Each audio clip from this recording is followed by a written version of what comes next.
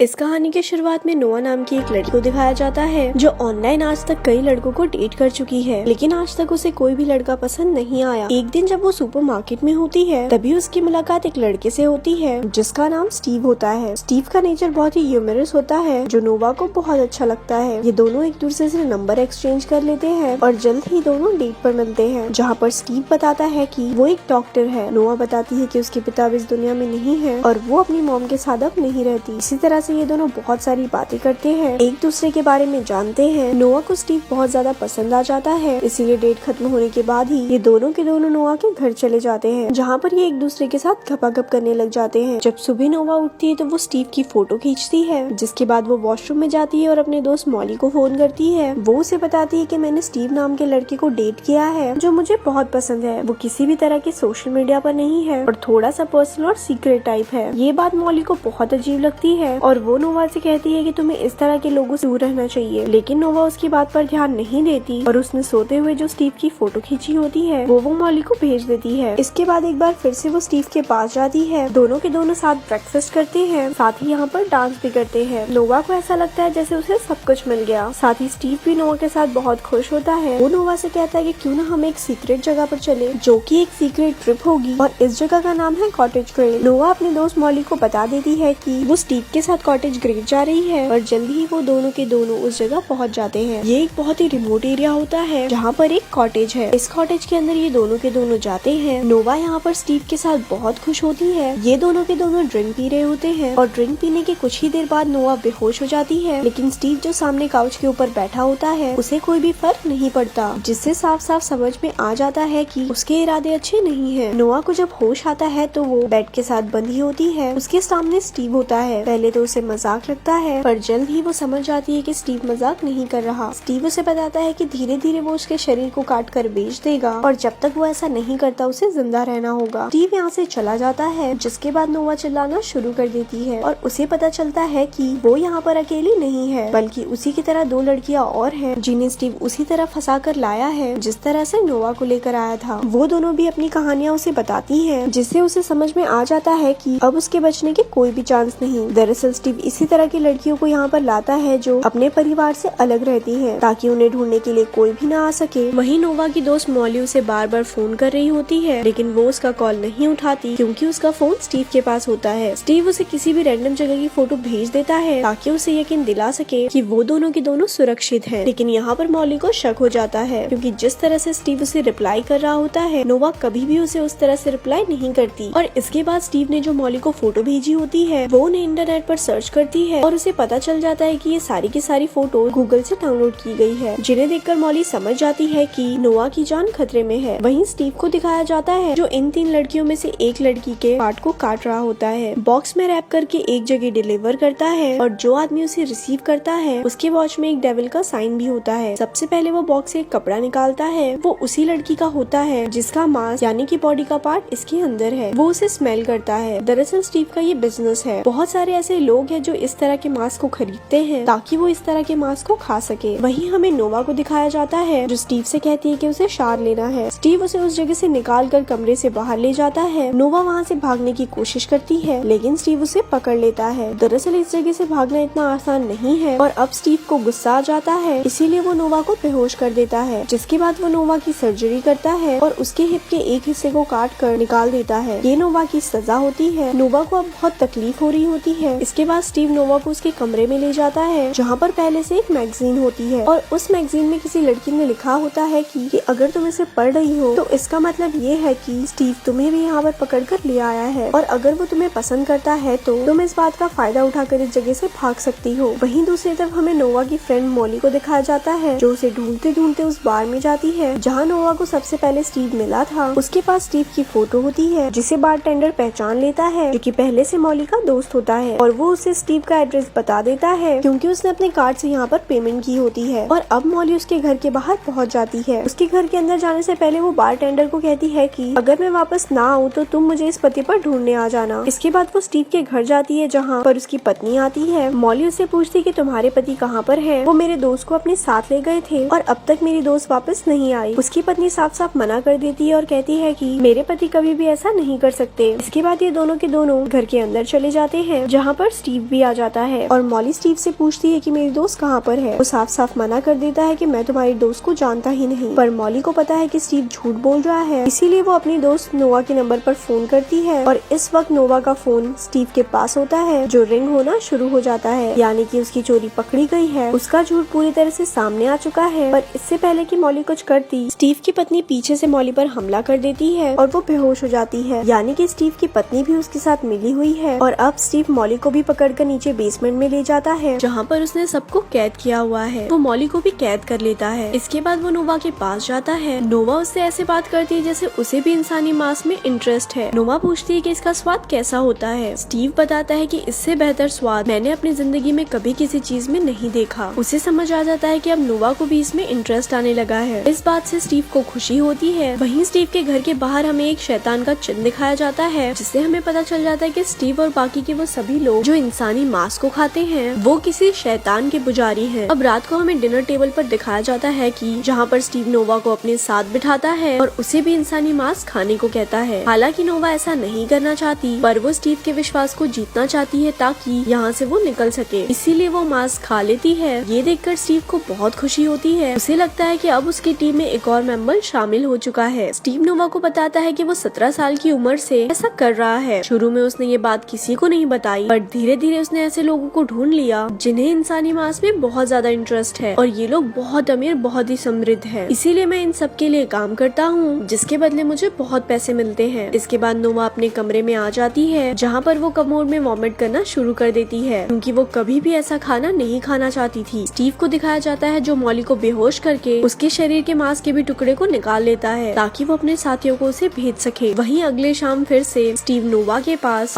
जाता है और उसे एक ड्रेस देता है और कहता है कि तुम इस ड्रेस को पहनकर तैयार हो जाओ, हम साथ डिनर करेंगे। और एक बार फिर से ये साथ में डिनर करते हैं, जिसे ना चाहकर भी नोवा खा लेती है। जिसके बाद स्टीव उसे दीवार के पीछे छोटे छोटे कैबिन्स दिखाता है जिसमें लड़कियों के बहुत सारे अलग अलग सामान को रखा होता है। स्टीव बताता है जिस भी लड़की के मांस को मैं अपने क्लाइंट्स के पास भेजता हूँ, साथ ही मैं उन लड़कियों के सामान को भी भेजता हूँ ताकि मेरे क्लाइंट्स उनको फील कर सके। नोवा कहती है कि यहाँ पर मेरा सामान नहीं है। स्टीव बताता है कि अभी मेरा तुम्हें मारने का कोई इरादा नहीं है, पर तभी वो देखती है कि उसकी दोस्त मॉली का मोबाइल फोन वहाँ पर है, जिससे वो समझ जाती है कि मॉली को भी स्टीव ने पकड़ लिया। ये जानकर उसे बहुत दुख होता है, लेकिन फिलहाल वो अपनी दोस्त के लिए कुछ भी नहीं कर सकती। यहाँ पर स्टीव शुरू से ही नोवा को पसंद करता है, इसीलिए अब वो उसके साथ गपागप करना शुरू कर देता है और जब नोवा को मौका मिलता है तो वो स्टीव की जांघ पर काट लेती है और उसके मांस के टुकड़े को निकाल लेती है, जिससे स्टीव दर्द से कर्रा उठता है। इसके बाद वो उस पर हमला कर वहाँ से चाबी लेकर उस जगह पहुँच जाती है जहाँ पर उसकी दोस्त मॉली और एक और लड़की होती है। वो अपनी दोस्त मॉली और उस लड़की को छुड़ाकर वहाँ से बाहर लाती है। नोवा और मॉली के साथ जो लड़की होती है उसका एक पैर नहीं होता, इसीलिए किचन में जो खाना ऊपर नीचे भेजने की लिफ्ट होती है उससे उस लड़की को वो ऊपर भेज रहे होते हैं ताकि खुद वो स्टेयर से ऊपर चले जाए। लेकिन तभी वहाँ पर स्टीव आ जाता है और वो उस लड़की को पकड़ लेता है और नोवा और मॉली स्टीव के ऊपर हमला करके उसे जमीन पर गिरा देते हैं। पर स्टीव एक बार फिर से नोवा के ऊपर हमला करता है। अब वो लड़की जिसका पैर नहीं होता वो स्टीव को जख्मी कर देती है, जिससे नोवा छूट जाती है और अब ये तीनों के तीनों मिलकर स्टीव के ऊपर हमला कर देते हैं और उसे दांतों से काटना शुरू कर देते हैं। जिस तरह से वो दूसरों को खाता है उसे भी अब इस बात का एहसास होता है कि ऐसा करने में कितना दर्द होता है। वहीं बाहर दिखाया जाता है जहाँ बारटेंडर भी आ चुका होता है, क्योंकि उसे मॉली ने कहा था कि अगर मैं वापस ना आऊँ तो तुम इस एड्रेस पर मुझे ढूंढने के लिए आ जाना। वहीं नोवा, मॉली और उनके साथ जो लड़की थी ये तीनों की तीनों घर से बाहर निकल आते हैं, लेकिन स्टीव भी इनका पीछा करते हुए आ जाता है। उसके पास गन होती है। स्टीव से बचने के लिए तीनों के तीनों पेड़ के पीछे छुप जाते हैं, पर स्टीव किसी भी तरह से नोवा को ढूंढकर